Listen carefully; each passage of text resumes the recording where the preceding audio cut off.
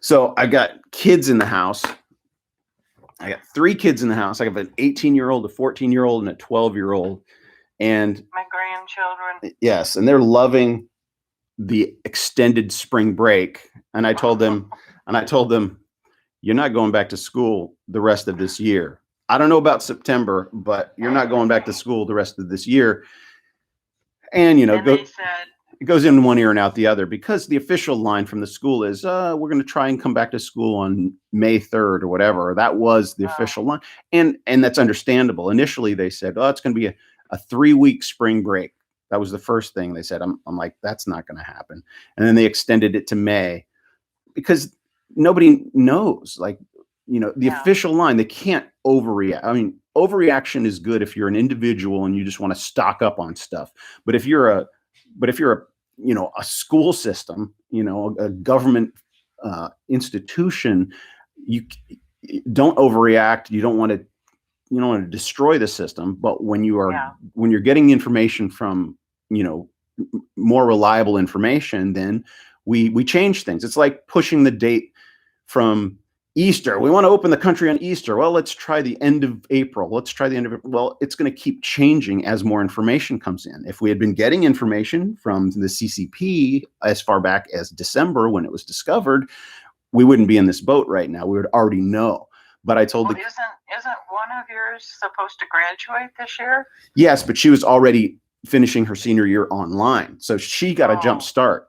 Like all of the kids at the school where she used to go have suddenly joined her in the online, schooling world. So she had an advantage. She only had like 2 classes to finish for her senior year. So it didn't make sense for her to keep going to the school she was going to. And so she's been used to being home, except she doesn't like being home. She likes hanging out with her friends. And that's an issue for her. Actually, it's an issue for all of them, except my youngest. She's a not a homebody, but she keeps to herself. She likes to read books, and she likes the nest. Yeah. So they're all handling it differently, but I've given them a couple tasks. They have been on break for 3 weeks, and their school took that time to figure out how to do the online school and get all their curriculums ready. All the teachers have probably been working very hard to reformat their curriculum so that they can present it here on the web.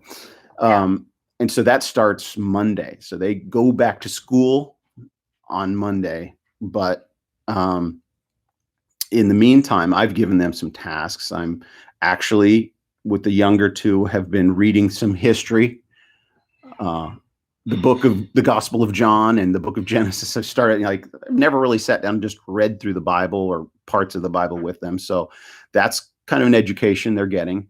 And then I've had them track the daily updates on the virus totals. So each of them, the 2 younger ones, have an assignment. One of them does all the states' cases, diagnosed, and deaths. So each state, we started when there was still one state with 0 cases. West Virginia was the last state to have 0 cases, and that's the day we started this. And then so they've been tracking it, and there's a graph of the cases in the United States and the deaths in the United States. And then the other one tracks certain countries around the world. I have them tracking like China and England and random countries like Serbia or Denmark, Iran, France, Italy, Spain. So I have they're tracking the virus each day. And every now and then one of them goes, oh my gosh. Like the other day, my son, my middle child, he goes, we hit 1 million. There's 1 million cases in the world. So for them to watch it live, basically most of us live our lives being entertained, watching movies and listening to music and doing what we want and not paying attention to what's going on in the world. And something as simple as updating data every day keeps them tied to what's really going on in the world. Another thing I'm going to draw up for them is a timeline, because there are significant events happening. And when people don't understand the sequence of events, they tend to forget who's responsible for this.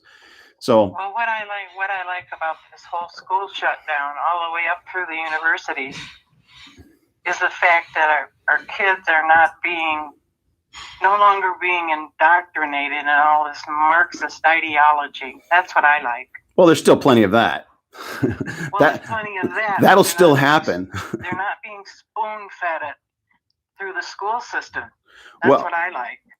Well, that is still going to happen, but it will diminish. And what I like is the coming change in the education system as a result. People are start realizing, oh, I didn't need, maybe I already said this before, but I didn't need to send my kid away to that brick and mortar structure for $200,000 just to have the name of the university. Oh, they could have got the exact same education, knowledge, and information sitting at home or sitting at sitting anywhere in an internet cafe, getting educated. So it's going to basically restructure the education industry, because it's an industry. You don't raise tuitions every year because you need it for books. It's people taking that money. And anyway, you get me on a soapbox, but that's one of the painfully good outcomes. It's going to be very painful for a lot of people that get their livelihood from a paycheck from a university. But that's all. When your economy is nosediving, those kinds of things, like the entertainment industry, those kinds of luxuries tend to be put in perspective.